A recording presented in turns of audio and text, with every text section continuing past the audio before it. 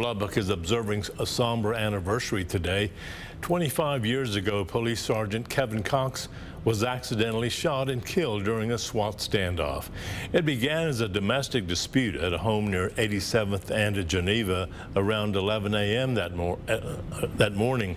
Officers say the husband refused to come out of the office or the house. Sergeant Cox was killed by friendly fire. He had served with the Lubbock Police Department 16 years. Now, in light of his line of duty death, the SWAT team underwent several changes that included more training, more funding, and upgraded armored vehicles. With those changes made, the SWAT team went on to win statewide and national championships, something those who knew Cox best say would have made him proud.